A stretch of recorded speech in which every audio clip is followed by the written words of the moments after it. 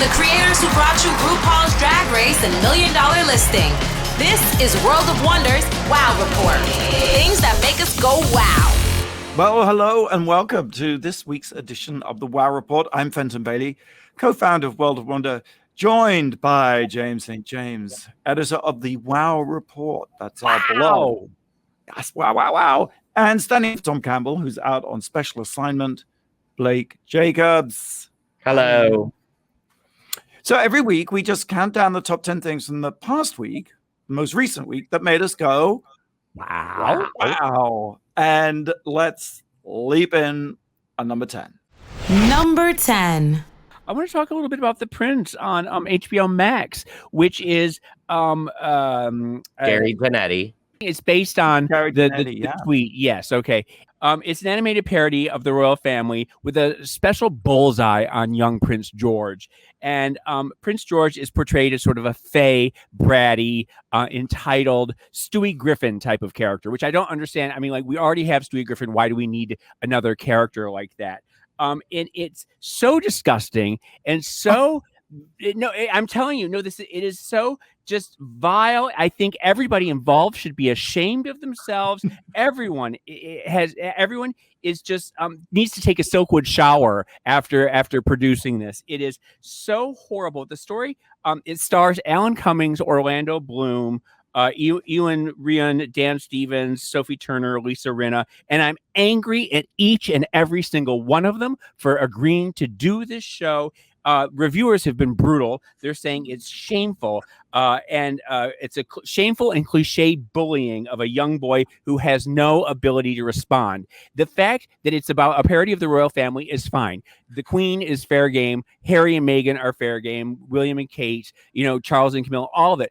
An 8-year-old boy does not. It's traumatizing to have an 8-year-old boy. What? Well, why were we all fans of the tweets, but now we're not fans? I guess it's a different. One is a small Twitter, and the other this is an international television show, and he is an 8-year-old boy. God damn it! And he doesn't have the wherewithal to react or respond to any of this. And putting it on an 8-year-old and putting a bratty little gay boy on an 8-year-old, we don't know if he's gay. It's nasty of us to assume that he's this fey little brat, and because he might be very well not be. And for him to see it, it's terrible. I think it's trauma. Yeah. As I remember, like the original tweets or the Instagram posts, they would take pictures of Prince George and put new captions on them. Yeah. And that was, I always thought that was kind of funny because he always had like a slightly grumpy expression, and often the new captions were very witty. They weren't necessarily... It's the difference between wit and cruelty is what it is. Mm-hmm. And also the fact that I don't know that Prince George was ever going to see the tweets or anything like that, but I have a feeling it's sort of inescapable for him as he grows up not to know that there's a television show talking about what a horrible little brat he is. And the other thing about the show is they make fun of Kate's alcoholism. We don't know if Kate is an alcoholic. I don't know if they know something that we don't know. But the running joke is that Kate is always, that they're always saying that she's running down to the local pub to have 20 or 30 pints of beer, and it's a running. So that's sort of nasty. The thing is, and before you start, one more second, I've got to say that Prince Philip, when he died, they put the show on hold because they didn't know quite how to handle that. And so they put the show on hold for about 4 or 5 months. And then they decided, well, we're not going to handle it at all. And they keep having Prince Philip as this man with dementia, a senile old man who can't chew his food and is incomprehensible. Like nobody knows what he's talking about. And that's just nasty and wrong too. Like either take him out of the show altogether, but to have him portrayed as having dementia and just everything about all of this. I don't mind making fun of Harry. There's a running joke about how Harry, they're living in a small apartment and he can't quite wrap his head around what a refrigerator is. And and Meghan says, do you know what an apartment? And he says, yes, it's like many small palaces inside one palace. Like he can't quite understand what an apartment is.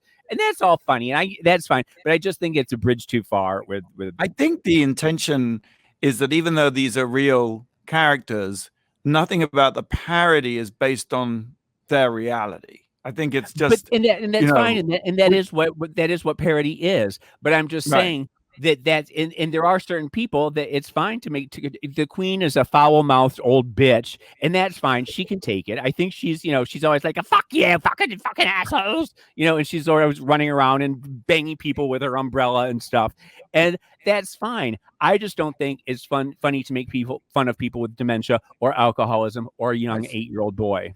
Because I do think, Gary Janetti's Instagram has been very, very funny in the past. So, yeah, but I don't know. I don't know how much input Gary has had in this, and if he does, if he does have input in it, then he should be ashamed of himself because he's taken it in the wrong direction. And I think it ought to be canceled any second now. And I don't get very upset about television shows, and I don't get upset on this show about very many things, but I'm upset about this one. All right, James is outraged by the prince. Let's move on to number 9. Oh, it's me. Number 9. Oh my gosh. Rest in power, Ron Popeil. Oh. Right? Ron Popeil. Yeah. I was reading the LA Times and he passed away last week, aged 86. Ron Popeil is famous for saying, but wait, there's more. That was one of his. And what was it? Set it and forget it. And he's and hey, good looking. We'll be back to get you later. That's right. Exactly. American inventor and salesman, kind of like a cross between Thomas Edison and P.T. Barnum. And that's really giving him a lot of credit, boy. Well, Ron Popeil founded a company called Ronco. I didn't realize that. Ron Popeil, Ronco, Ron Company. That was his company. I grew up. The Ronco Rotavator. Yeah. The slice it, dice it, the julienne. It chops it, julienne. The Chop-O-Matic. That's absolutely right, James. The eggshell egg scrambler, where you could scramble the eggs in their shell. Thing it was like a little drill that goes into the egg and then scrambles it inside the egg. Yes. But my favorite though is Mr. Microphone though. Remember that was the one that was just where you put it in his microphone sets your radio and you drive by people and you're like, hey, good looking. And everyone says that nowadays during the Me Too movement that he would have probably been canceled for that one because everyone was going around sexually harassing everybody with their radios. Well, at the time, he was working on an invention that would enable people to deep fry their turkeys. Because, every Thanksgiving, all these houses burn down because people are deep frying their turkeys. And he was working on that, but I think he died before he could make that a reality. But he built Ronco up. Did you know the company actually went bankrupt? I'm not quite sure why, but it went bankrupt. But he managed to, when the FCC relaxed the guidelines that allowed commercials to be any length, and you could have any number of them. That's when the infomercial, which is basically the half-hour commercial, was invented. And that's when he really came into his own with the half-hour commercial. And he built the company back up. The company went bankrupt, and I think he bought it back for like $2 million. And he just was going great guns, and people loved him. And I didn't realize that apparently his kind of sales technique came from Woolworths. Back in the day, Woolworths, which is a store, I guess, that is hardly around anymore, they would do in-store tests slicing and dicing and all that stuff. Yes, for the housewives. Yeah, sure. Yes. I remember very well. The other thing is, the other thing he invented was GLH, good-looking hair, which was, I could use this actually, for people with bald spots or no hair at all. You'd spray it on your head. Yeah, sure. Yes, I remember that. I was just spray paint in a can, but it was like this whole idea that it would thicken your hair and create. Michael Ailig used to spray his bald spot those last couple of years. Rudy Giuliani. Right, exactly. Yes. He, by the way, there's one line he had.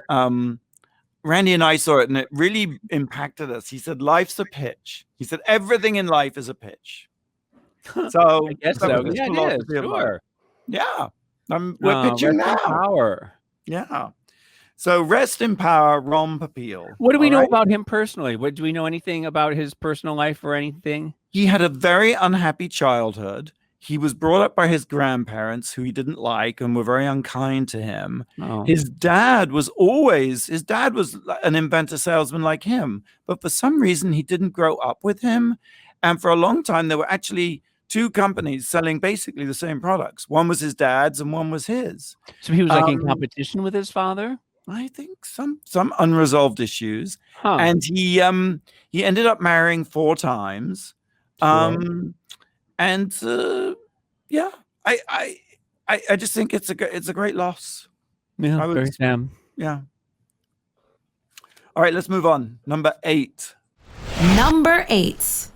This past year, I've been eating better and exercising more, I've got this Apple Watch with that, which I love closing my rings, my exercise ring, my movement ring, my stand ring, which was so easy. And then I had a friend in town recently, and my friend Rachel and I were like, what should we do? So I took her to the Griffith Observatory, and we just happened upon this trail right above the Griffith Observatory, and we hiked up it. And I don't know why, but something clicked to me, and I was like, this is really fun. I don't think like I ever would have thought so during before the pandemic, but I actually love going on hikes now. Good for you. I know. I've been and you look fantastic. You look like you've lost some weight. I see cheekbones. It's a glow. You've got a radiant glow. You've also caught the sun from that. Right, yeah. I've been on the lake or in the water, or I think a little Clearasil might clear up that glow. James, would you ever go on a hike? No, I don't understand hikes. I don't get it. Unless there's a specific place to go, I don't understand the idea of just walk. Like treadmills make no sense to me. They baffle me. Like, where are you going? You're just going. Like, I need an end point. I kind of where get you're that. Going on a treadmill is you're going to live forever. That's where you're going. It's like the little hamster in the hamster wheel. Yeah. That's exactly what it feels like to me. What about the scenery, James? I mean, I love the smell of Griffith Observatory. There's this baked earth smell, perfume from the flowers and the vegetation, the beautiful views. None of that moves you? No, I don't like the outdoors. I don't like sunshine. I don't like I did know that about you. I mean, and before all of this, I would have thought the same thing too, but my like legs and ass are sore. So after all is said and done, I might actually have an ass, which would be great. But see, the thing is, because whenever I see about you posting about hiking through the desert, Fenton, and your encounters with scorpions and rattlesnakes and wolves and coyotes and bears, and like, no, I don't need any of that in my life. I would be terrified of a rattlesnake. That to me, and Blake keeps saying that he's more scared of the bobcats. And the thing that I've read about bobcats is, and we've talked about this before, is that by the time you see them, they've been stalking you for 20 minutes or so, and that you're dead. There's, they say make yourself look big. That's all just a pablum. That's all just like nothing, and a big nothing, because you are dead. If by the time you notice them, they have already figured out how to kill you, and there's no way around it. Well, I mean, why don't we hear of more mountain lion attacks on the news then? Is this just like a conspiracy to keep it all hidden? It is. It's a giant conspiracy with the news and the big Bobcat Corporation. Big media is lying, guys. Yeah, big media and big Bobcat are in cahoots. But I just really like it. I kind of sound like Jennifer Coolidge in Best in Show when she's like, we could talk or not talk forever, but I like getting up there and like you can either think or not think. You're just like listening to your music, walking, and then before you know it, you turn around and you're on top of a mountain. You've burned 1,000 calories and you have a really great selfie. I was friends with a homeless boy that I knew very well in New York, and then he came out to LA and he was homeless. And we did an episode of Freak Show with him. And Christian Lepanto was his name. He was a friend of Warhol's, in fact. And he lived in Griffith Park. And he took me to the place where he lived, the bushes where he was. And we were filming it. And he said that the thing to be scared of at night is not the rattlesnakes or anything like that. It's the coyotes, because if you've eaten any meat during the day, the coyotes will smell your meat farts. That if you fart and there's meat in the air in your fart, the coyotes will find you. And so you do not eat meat before you go to sleep in Griffith Park, because the coyotes will find your meat farts and tear you to pieces. Did he live in a shelter? Had he built a impregnable little place or what? No, it was inside some bushes, and he had sort of carved out like in the sand like a little tiny like a little pit that he went into every night. But it was surrounded by bushes and flora and fauna, everything like that, so that you couldn't see it if you were walking past it on the road. Well, last night I was up there really late, and it started getting dark, and I was like basically running down to get back to my car. But I did find a little cave, so I've like, if I ever get caught up here, at least I know there's a little shelter. Don't go into a cave, dear God. Do you know what's on the other end of the cave? It's not. It's more a concave little. It doesn't have an inside. Girl, you are. Wait, the other thing that I remember him finding was that when we would go through Griffith Park, he would point out all the valerian root that was like what they make like Valium and stuff out of. And he said, just chew on this and you'll calm right down. Isn't that fascinating? And then it's all over the Griffith Park. Really? Wow. Yeah. And you go every day, Blake? I've been going every day after work. I went Monday, Tuesday. Last night I did a 6-mile hike. And then tonight I'm going to try to go again. Good for you. Good for you. Fantastic. All right. The season premiere of Drag Race Holland Season 2 is on Wow Presents Plus in the US, Australia, and worldwide. Also on RTL's Videoland in the Netherlands. All right, let's take a break. Blake, what's the question? Okay, it's a birthday question, and it's not one icon, but 2 icons' birthdays today, August 6th. The first, born in 1911, she passed away in 1989, but not before becoming the first queen of sitcoms. The second, he was born in 1928 and passed away in 1987, but not before becoming the king of pop art. So who was she and who was he? I think we know that one, but we'll hold the answer till after the break. Stay tuned for the big reveal. You're listening to the Wow Report on Radio Andy. You're listening to World of Wonders Wow Report. Things that make us go wow. And welcome back to the Wow Report here on Radio Andy. I am Fenton here with James St. James and Blake sitting in for Tom Campbell. And we had a fascinating 2-parter birthday question from Blake before the break. I think one of the parts is kind of easy peasy, but anyway, here it goes. Here it is. Well, maybe for you, but maybe not all of our listeners. So today, August 6th, 2 icons were born. The first was born in 1911, and she passed away in 89, but not before becoming the first queen of sitcoms. Who is she? Lucille Ball. That's right. Okay. The second was born in 1928, and he passed away in 87, but not before becoming the king of pop art. There was only one king of pop art, regardless of when he was born. He died 58 years old. His name is Andy Warhol. That's right. It's Lucille and Andy Warhol's birthday today. Oh, who knew? That's really nice. Happy birthday, Lucille. I feel like hearing something that she didn't like him. I feel like that there was some weird, like he went to talk to her one time and he was all like going bananas over her and gushing over her, and she thought he was like this weird old crazy. Well, I mean, he was friends with younger people and she was older, so maybe. The thing was, he was only 58 when he died, but I remember him being in New York and thinking he was so ancient. I remember thinking he was ancient in the 60s, because he always had that white wig. I remember seeing pictures of him and thinking that he was probably in his 60s or 70s in the 1960s. I just watched a clip, James, of you at Fiorucci, where he was there in 1986 signing copies of his book, America. And it's the first, you bounced right up to him, as Diane Girl says you did your bounce, but you were actually slightly awestruck. And I was always slightly awestruck. But then I do remember he said, hello, James. And he said, what should I sign? And I said, to James, I love you madly, of Andy, and put a heart. And he was like, okay. And I still have that word because he sort of looked at me like, really? And I was like, yes, I want you to say that you love me madly, Andy.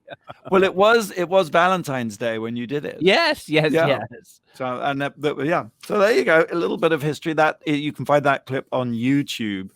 Well, and I had James sign one of his headshots to me that he loves my buttery nipples.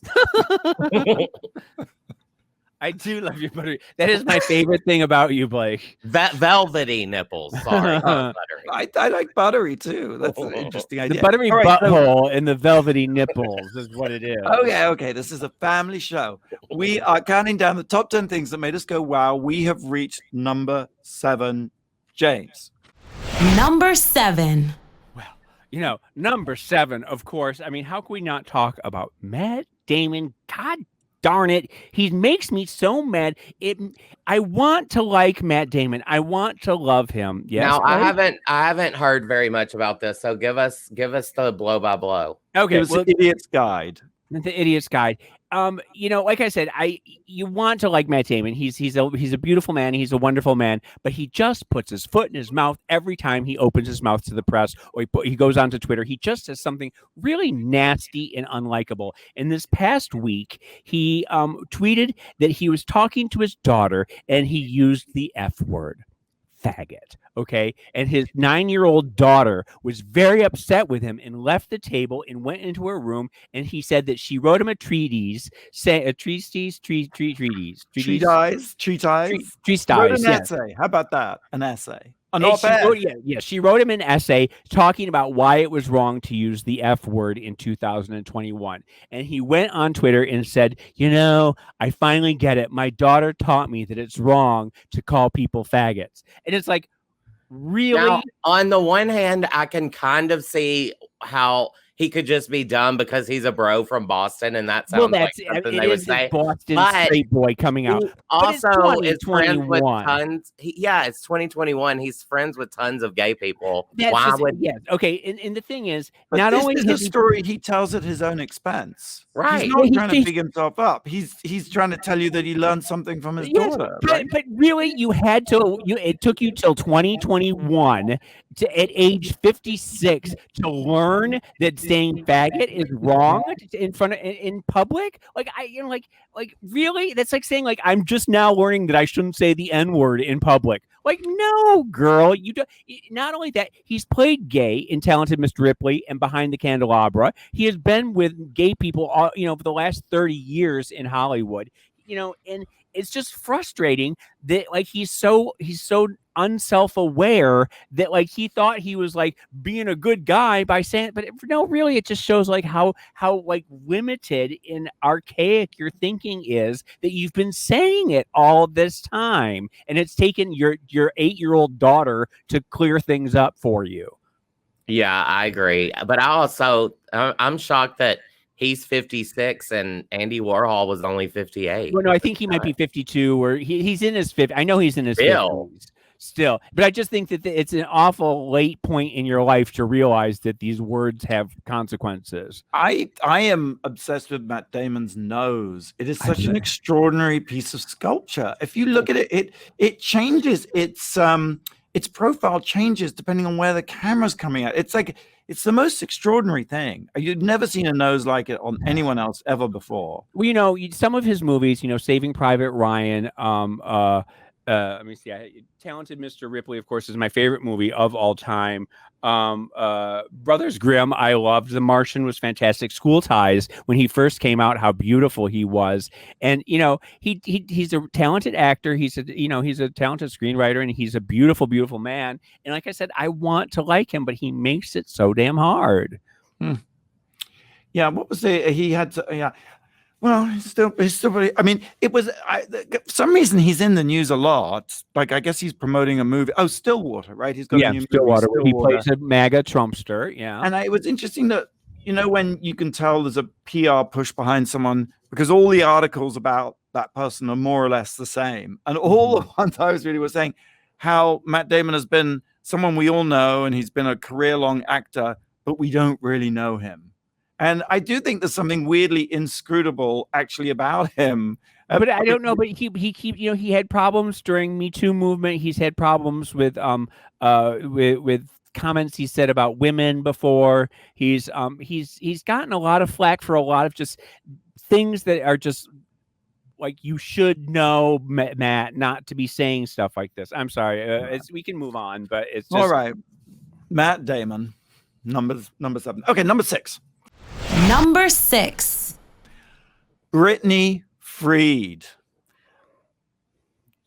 The other day, Britney posted a picture of a door on her Instagram. Now, you know, Britney's Instagram has been a subject of frenzied speculation for months. Is she, secret messages and what have you, as well as her, the issue of her mental well-being is front and center with the conservatorship. So she posted this thing and wrote this long caption under the picture of the door. And I'm going to read it to you. I'm going to read you the whole thing. At 2 a.m., I decided to take a bath. I got a new scented lotion from Victoria's Secret, and I wanted to wear it because it helps me sleep better. I went to the bathroom and looked at my leftover coffee from earlier in the morning and said, gross, but didn't throw it away. And then I looked for my face wash, but couldn't find it anywhere. I was caught up in my head looking for it for about 15 minutes and then realized it's probably in the other bathroom. Then I went to leave and the door was locked. I thought, okay, well, it's a bathroom. I can open the damn door. No. The lock was stuck. I got locked in the effing bathroom and my boyfriend was sleeping. And even if there are earthquakes, he doesn't wake up. I screamed, hey, come open this stupid door. And about the fourth time he gets up and says, what's wrong? I said, I'm in here and I can't get out. And he tried to do his thing to open the door with a pen. So I got my phone and called security to tell them to open the door. 15 minutes went by and finally said, they'd send someone up to open the door. 10 minutes later, hello, is anybody there? And then they told me 10 more minutes. I cleaned the bathroom and thought about taking a shower or something, but then I saw it, the door. I just looked at it for the first time with a yearning of just wanting it to open. Would my eyes trick me and make it happen faster? My eyes widened and the door was more clear, more vast. I could see it with clarity and brightness. Please open the door. We're here, they said. I asked how long it would take to open, and they said, oh, maybe 10 minutes. The old coffee I had left over from the morning was there, and I started feeling foggy, so I drank it. I was re-energized and started talking again. Are you guys there? Yes, we are, they said. Stand back. We're going to open the door. It opened. It finally opened. I just think that's so great. Did you know that fans of the Free Britney movement are saying that it may be an allegory for? Well, that's what I was just thinking. That Oh. she gets foggy and then she drinks it and she's picturing the door open. She's picturing the door to her life reopening again. She's picturing. I'm seeing all the metaphor there for all of that. There's that Zola movie, right, based on a sort of tweet storm. I was thinking this could be a movie, Britney in the bathroom. And I've told you, we've talked on the show a couple of times. I remember a couple of years ago when I was locked in my bathroom here and they had to call the fire department and they broke in the door and they smashed in my window to get in to my apartment and they had to bust the door down. And you were standing there like this. In my underwear, in my underoos. And I've had 4 different times in my life I've been trapped in bathrooms. I will say one night I came home drunk in college and my roommate's girlfriend was locked in the bathroom and she had been for like 3 hours. She said she took a bath and then did exercises, tried to open the door, couldn't get it open, took a shower, and then finally I came home and just heard, Blake! My second day in college at NYU, I was trapped in the bathroom. They went off to orientation. I was trapped in the bathroom for 8.5 hours. And when they came home, I was hoarse because I'd been screaming for 8.5 hours, pounding on the door. My hands were all bruised. I was crying. I was sweaty. And they just opened the door like easy peasy, opened it up. And I was like, oh my God. And they were like, what the fuck have we gotten into? Who the fuck is this person we're living with? My roommates just thought I was insane. Well, Miley Cyrus on Britney's Big Adventure, Miley Cyrus had the best line. She commented on the Instagram post. She said, they freed Britney for real. It's really cute. I don't know. I'm glad Britney's out of the bathroom. I just thought it was sweet. I didn't think about I totally see when she says I'm picturing in my mind the door opening and that's sort of like the door to I'm picturing being free again. I'm picturing being free from my parents and my life. Right. Yeah. What's waiting for people. What? What's drinking the coffee from the maybe like she's been re-energized by finding clarity and being re-energized by life and then the waiting for people to come and help, or waiting for people and waiting, and it keeps taking longer and longer. Right. Oh my gosh, thank you. All right, let's move on to number 5. Number 5. Have you guys remember a few months ago, Paris Hilton had a cooking thing on YouTube where she made her brutal lasagna? Yeah. Well, that scored her a Netflix show, 6 episodes, and it's called Cooking with Paris. And she just invites her famous friends over, and she hires a team to redo like her dining room in a different theme every time. And then her and the famous person make the food, and then they eat it. And the first episode, it's 30-minute episodes. The first episode was with Kim Kardashian West. And it was kind of cool to see them interacting, because there was like rumors that they had a fallout. Because I don't know if you remember, Kim Kardashian used to be her like assistant / stylist. She was the closet organizer. Yeah, something like that.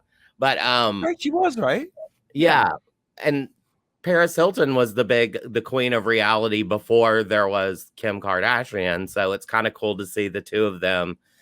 They've been friends for forever. And she said she knew that Kim was a morning person, and Paris is getting married. And there's even been rumors that she's pregnant, but she's not. Right. So she's like had Kim over to help her prepare. Help her organize her closet. No, they had What did they have to eat? What did they cook? They made French toast. And then Paris made, since her favorite cereal is Lucky Charms, she made a big pan of blue cloud-looking marshmallows that she and Kim used cookie cutters to put on top of their French toast. They made a frittata. It's funny because my favorite cereal is Lucky Charms too. If I ever see parents, we'll have something in common. You're just like celebrities. I am. I watched. That's the first episode. I watched the last episode too, which was with mom Kathy Hilton and sister Nikki. Oh, that's fun. Made. Let me see. They had caviar, truffle butter filet mignon, gilded onion rings, and a wedge salad with homemade buttermilk ranch dressing. And it kind of reminded me. Some of the show is shot kind of like her being goofy, like Simple Life, which was one of my all-time favorite shows. Sure. So I get flashbacks of that, and one scene where she's making the onion rings reminded me of the iconic Sonic episode from season 1, where her and Nicole Richie work at Sonic and makes onion rings. Anyway, it's really good. Check it out on Netflix. And P.S. if you haven't watched Real Housewives of Beverly Hills, it's been made all better because Kathy Hilton is a friend of the wives this year, and she is hilarious. That is funny. Yeah, really... and I'm sorry. I love Nikki Hilton too. I think she's my Nikki Hilton Rothschild. I think she's one of my favorite Hiltons altogether. I love Kathy Hilton. Kathy is hilarious. There's one moment. She's so wise. She's she's been around. She's seen it all. She knows all of these people. She knows where all the bodies are buried. She's like Mother Goose of Beverly Hills. Yes, exactly. And is this her first time on the show? Yeah, she both of her sisters were on it, but this is the first time she's been, and she's not a housewife. She's a friend of the housewives. So she goes on trips with all of them. I'm thinking they're trying to milk the Kathy Hilton thing, but it's working because there was one moment where this one girl's, makes a comment about and now everything is just hunky dory. And Kathy Hilton is like, who is hunky dory? She doesn't know. It's just an expression. It's hilarious. That's so cute. Tune in. All right. Should we take a break? Let's take a break. Do it. And when we come back, we'll carry on with the countdown of the things that made us go, wow. I guess you got a question for us, Blake. I do. I hope it's a little bit harder than the last one. It is. Disney has just announced their new 4-tier post-COVID annual pass system. There's 4 tiers of these keys. How much do you think the most expensive one is, and how much do you think the least expensive one is? Wait, you mean to go to to get into the Disney World, or to have an annual pass where you can go in throughout the year? All right. What is the cost of an annual pass at Disney? taking into account all the different COVID levels and tiers. I guess this is 1,000% confident. We have no fucking idea. Be careful what you wish for, Fenton. You wanted a hard question. You're listening to the Wow Report on Radio Andy. We'll be right back after the break. You're listening to World of Wonders Wow Report. Things that make us go wow. And welcome back to the Wow Report. I'm Fenton here with Blake and James St. James. And just an impossible question to answer, but an intriguing one nonetheless. Well, I just went to Disneyland this week, so it's kind of on my mind. But Disney has just announced their new 4-tier post-COVID annual pass system. So there's 4 tiers from the bottom to the top. How much do you think the most expensive and the least expensive are? I think the most expensive is $765. I think the most expensive is $1,482. James, you're the winner. Uh-huh. The most expensive is the Dream Key Pass. For $1,400, you get no blackout days, park reservations, because now you have to make a reservation. You can't just show up and say, I'm an annual pass holder. You have had to have made a reservation so the theme parks aren't all crowded, you know? Sure. So you're saying it's $1,400 a month? $1,400 for the year. Oh, for the year. Okay. Yeah. Wow. How much do you think the cheapest one is? Probably $500. $499. $399, and it's for SoCal residents only. I've never been to Disneyland. What? No. Would you go if someone gave you a pass? It would have to be. It couldn't be in the middle of summer. It couldn't be like in August or anything like that. Because I grew up going to Disney World when it was like 110 degrees, and it would have to be like a fast pass or something situation where I couldn't. I don't think I can ever stand in line for Space Now's Mountain. actually the time to go, because the reservation with this reservation thing, the park is never really overcrowded. So even the worst line was like an hour, which is crazy, but you know. Well, why don't we have World of Wonder take all all the employees? No. We're supposed to be on lockdown, supposed to be sheltering in place. But listeners, take note if you want to indulge James St. James. Yeah, please please get the details right. All right, we're counting down the top 10 things that made us go, wow. We've reached number 4. Number 4. Well, number 4. My God, hold on to your hats. Strap yourself in. This is a doozy. Let me tell you. Dan Savage, of course, who writes Savage Love column. He's been doing it for 30 years. He's sort of gay advice, relationship advice, sex advice. He said that he posted this. He posted a question that he got, and he said, you know, after 30 years, I am still shocked sometimes by these questions. And this guy wrote in, a young man who was in his mid-20s, and he said that his boyfriend is a little bit older. He's in his 30s, and the boyfriend is a little more sexual experienced than he is. And it's always sort of been in the back of his mind that the boyfriend has done sort of a hell of a lot more things than he has. He's sort of young and inexperienced and a little naive. And he takes his boyfriend home to meet his parents for the weekend. And when they get, at some point during the weekend, it comes out that years ago, the boyfriend had a threesome with the parents before he had met the boyfriend. And they all, like, sort of, when they met each other, the boyfriend noticed that they all kind of went like this, and they all were shocked. And he's like, what was that about? And it turns out that he had slept with both the mother and the father at the same time. And he says that he's mortified, the boyfriend's mortified, the parents, he hasn't even spoken to the parents since the weekend. He doesn't know what he's ever going to say to his parents again. And he says, you know, how do you do this?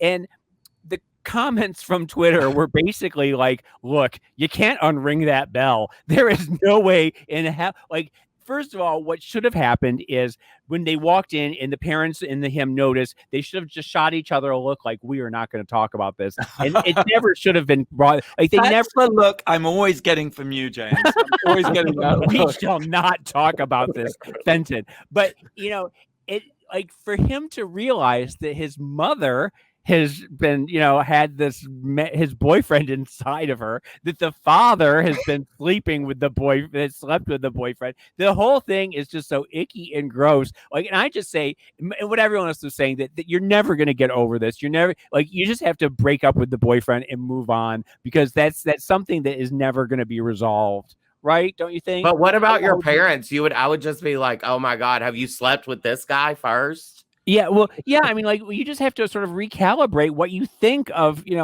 of your parents, to know that they were swingers, first of all, and that they were, like, the father, like, you probably didn't know that your father was bisexual. You probably didn't know that your mother was taking I think he needs to break up with his parents. That's what he needs to do.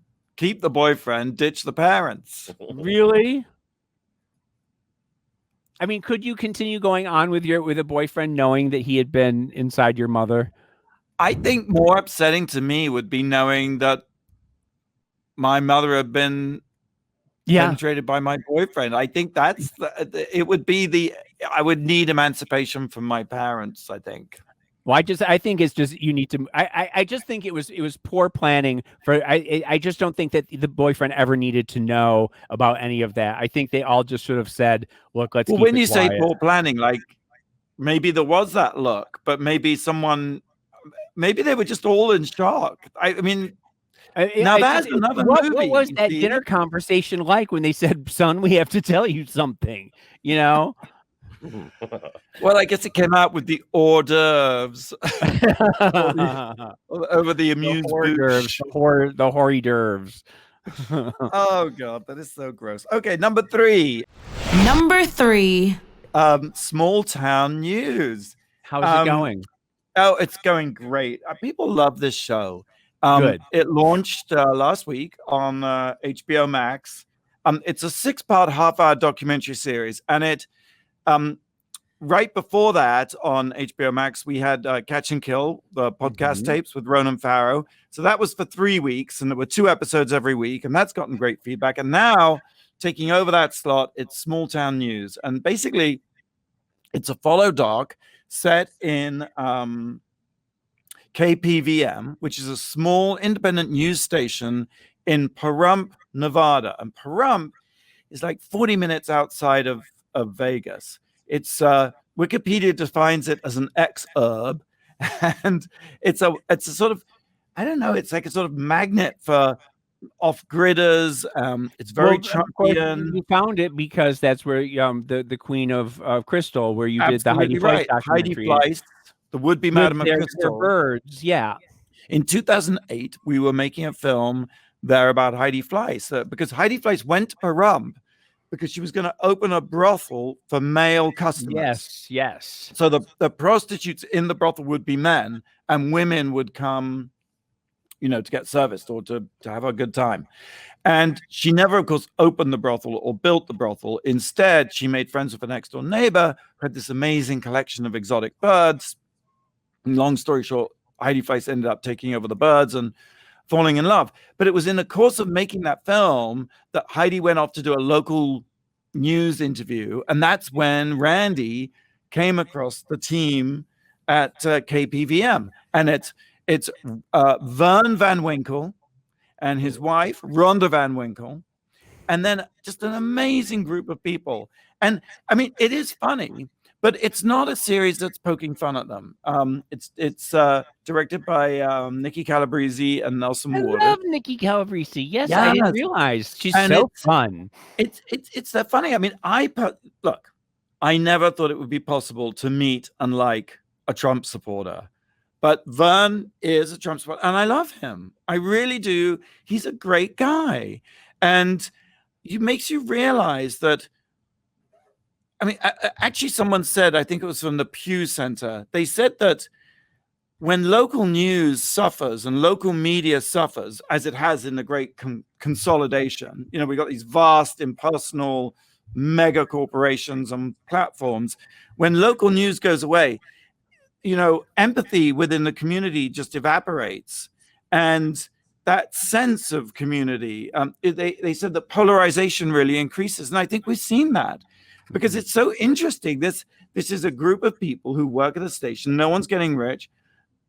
and they do have very different beliefs, and they do butt heads, but ultimately they're able to work together and prevail in a way that so much of the divisiveness and polarization of recent years hasn't enabled us to do. And one of the reasons for that, they believe, is the disappearance of local media. That's all gotten gobbled up into massive news. I thought it was very interesting, very moving, actually. And it's a sweet series. How do you watch their news station? I know it's probably not on channel 4, 7, or CBS, ABC, NBC. Is it just like a local channel? Yeah, it's a local channel. It's on they just changed their call letters. I mean, it's KPVM, but I can't remember if it's channel 46 or channel 23. Right. But, yeah. Gotcha. And they're expanding into Vegas. But now you can see local news in small town news on HBO Max. And 2 new episodes debut every Monday for the next couple of weeks. So check it out. All right, let's move on. Oh, what are we doing? Number 2. Number 2. I found myself falling into a Sinbad hole the other day on Turner Classic Movies. Sinbad the Sailor, the old movies from the 1950s and 60s, the kiddie movies. And I don't know if you've ever seen any of the Sinbad movies. I know you have. There's a very famous one that Ray Harryhausen did, where they're battling the skeletons. Sinbad and the Seven Sailors. Seven Seas. The only Sinbad I know was, the comedian Sinbad. No, don't even go there. This is. Hey, James, where's the reboot? It feels like in this sort of IP, someone should be doing a reboot of Sinbad. Probably. I mean, they're very old stories, from hundreds of years old. Is he like Sinbad is the good guy that It's Sinbad the sailor, and he sails the 7 seas, and he's always fighting, monsters and gods and everything like that. And this one, there's 2 of them that I watched that were really spectacular: The Son of Sinbad and Captain Sinbad. One was in 1958, one was in 1963. And Dale Robertson is Sinbad, and he's got this Oklahoma accent, which really doesn't go at all with Sinbad. And Vincent Price plays the poet Omar Khayyam. And it's funny because Lily St. Cyr is the star of one of them. And Lily St. Cyr was a very famous stripper and burlesque queen. And Lily St. Cyr, she later on went on to have lingerie line that's still around now, Lily St. Cyr, and she's in it. And there's a rumor that Howard Hughes produced it, and that whenever Howard Hughes would meet a young girl in Hollywood and she'd say, "I want to be a star," he'd put her in this movie. And so the movie is wall to wall girls in like harem pants and bikini tops, and they're every stripper in the LA area, every burlesque queen in the LA area is in this movie. And some of them are these like fresh-faced young girls, and some of them look like they talk like this, and they're probably smoking cigarettes out behind the back, and they're a little hard, sort of hard-faced women. But it's pretty spectacular. The interesting thing to me has always with Sinbad was that the guys are always, barrel-chested, and they aren't wearing shirts, and they're wearing little, little panties and stuff like this. And I always go bananas for that. But this time, the interesting thing is the cinematography and the Technicolor is just it's eye-popping, and everything is fuchsia and purples, and everyone is in these like fuchsia velvets and silk robes and wizard hats and fezzes and everything. Yeah, what?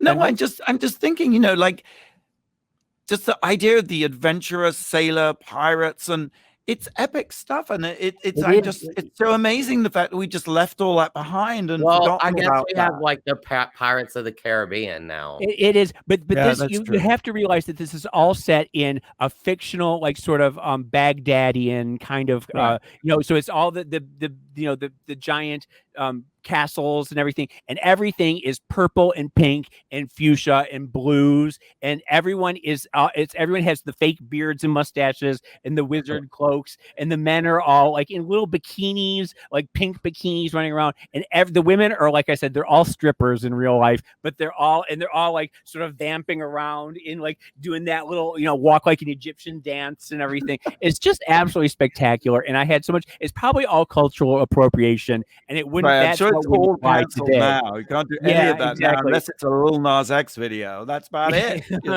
But it was a lot of fun, and I just, if you ever get a chance to watch any of the old Sinbad movies, Just really check them out. All right. Okay. Well, we're going to take one more break. I just want to let you know that last night, RuPaul's Drag Race Live, the review in Las Vegas, reopened after over a year's absence. It's back.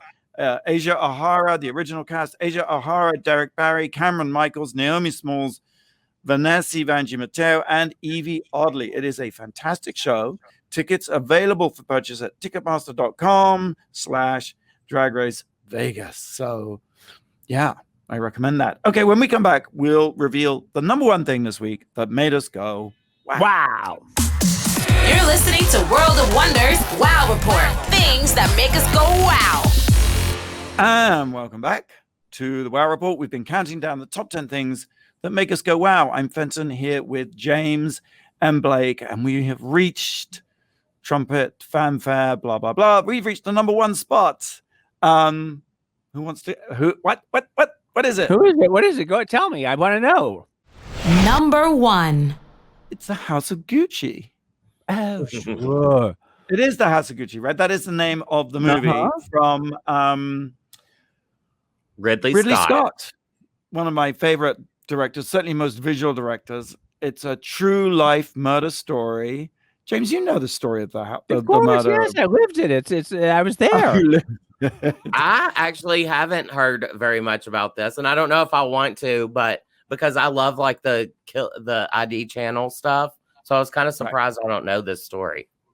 There's a couple of real documentaries. In fact, there's a YouTube clip that we're going to post on the Wow Report because it's an interview with Patrizia Reggiani, who recently, a few years ago, got out of prison after serving 16 years for arranging to murder her husband. Well, wait a minute. The funny joke about that is, I don't know if you saw, was she was going to be, or she was supposed to be released like 4 or 5 years ago, and she was going to get out on a work release thing, and she said, I have never worked a day in my life, and I'm not going to start now. I'm staying in prison. Like, she wouldn't go out because she would have had to work, and she was like, I don't work. No. She would rather stay in prison. Hilarious. She's sitting there basically saying, yes, I arranged to murder my husband. Of course, you would too. He was annoying, and he wanted to go and live with this woman and marry her, and I wasn't going to be allowed to use the name of Gucci anymore, and we had 4 houses, and he wasn't going to give me one. It's like, oh my God. And of course, Lady Gaga is playing this part. I mean, and Adam Driver is playing her husband, and the trailer. Oh my gosh, the trailer! Like her accent. What, James? Oh, that accent. You know, people are saying, all her fans, the little monsters are like, this is her big Oscar. This is her big Oscar. Girl, this is her Showgirls is what this is. I am sorry. It is terrible. That accent. It is going to be between Lady Gaga and Jessica Chastain. It's going to be Tammy Faye versus Patrizia Reggiani Gucci. Girl, I hope it's Jessica Chastain, but Lady Gaga, I think she gets a raspberry for this one, a Razzie Award. Why? Because that accent is just the most atrocious thing I've ever heard. It sounds like me doing a Cockney accent, is what it's akin to. James, I want you to play me in the movie when they do it. Girl, I've been practicing in the mirror for decades now. I've got it down pat. The trailer looks good. The costume, the fashion looks absolutely brilliant. I love Adam Driver. I think everything he does is really fantastic. The story is there. I just don't know that Lady Gaga is. It's a great cast too. Who else is in it? Jeremy Irons. Irons. Oh yeah, and someone who is not. Oh, Jared Leto, who played. Yeah, that's weird. Jared Leto. Yeah. Who plays kind of like the ugly Gucci, who doesn't have a sense of style. Why didn't they get Stanley Tucci to play it? All right, so I don't understand like why they chose. I never understand why they get a good-looking guy and then ugly him up. Like it because he's like, an actor. I know he wants to get the Oscar for it, and that's why he does it. But there are lots of ugly guys out there who are perfectly capable of playing a role like that. I just don't understand. I don't know. Well, the movie comes out Thanksgiving, November 24th. If you can't wait, there's a great book, which I've just started reading on Kindle. I think it's called The House of Gucci, actually. I think the film's based on the book. Yeah. Well, there we go. All right. Well, that's all we got time for. Thanks for listening. Thanks for watching. You can catch other episodes on our channel, Wow Presents, on the YouTube. Same time, same place next week. Until then, go out and do something that makes the world go Wow.